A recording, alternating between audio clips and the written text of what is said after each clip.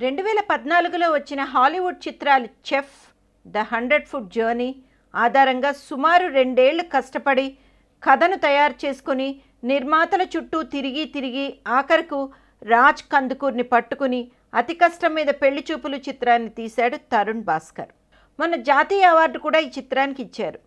ఇక ఫ్లాష్ బ్యాక్లోకి వెళితే పెళ్లి చూపులు ఫస్ట్ కాపీ రెడీ అవ్వగానే ఈ చిత్రాన్ని అవుట్రేట్గా కొనుక్కొని విడుదల చేసుకోమని నిర్మాత రాజ్ కందుకూరి ప్రముఖ సంస్థ గీతా ఆర్ట్స్ అధినేత అల్లు అరవింద్ని కోరారు. అతి కష్టం మీద అల్లు అరవింద్ చిత్రాన్ని చూడడానికి ఒప్పుకున్నారు. ప్రివ్యూ అయిన వెంటనే దర్శక నిర్మాతలను ఆఫీస్కి రమ్మని అల్లు అరవింద్ సినిమా బాగుంది, ఒక పని చేద్దాం, ఈ సినిమాను రిలీజ్ చేయకండి, మా అబ్బాయి అల్లు శిరీష్ని పెట్టి మళ్ళీ తీయండి, నేను నిర్మిస్తా అని కూల్గా చెప్పాడు.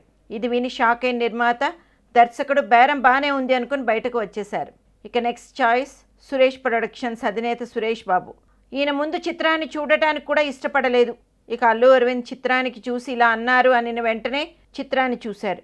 పెళ్లి చూపులు ఆయనకి తెగ నచ్చేసింది. చిత్రాన్ని నేను రిలీజ్ చేస్తాను, నిర్మాత కూడా నేనే, మీకు ఇదిగో ఈ మొత్తం ఇస్తున్నా అని ఒక తక్కువ అమౌంట్ రాజ్ కందుకూరి చేతుల్లో పెట్టి చిత్రం రైట్స్ మొత్తం తీసేసుకున్నారు. సరే వచ్చినంత లాభం అనుకుని నిర్మాత దర్శకుడు పెళ్లి చూపులు సురేష్ బాబు చేతిలో పెట్టి ఇంటి ముఖం పట్టారు. పెళ్లి చూపులు రిలీజ్ అయిన 6 వారాలకు కానీ వాళ్ళకి తెలియలేదు ఈ చిత్రం సుమారు 17 కోట్లు వసూలు చేసిందని.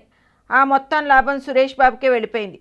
పాపం రాజ్ కందుకూరి అంటున్నారు ఇండస్ట్రీ వర్గం వాళ్ళు.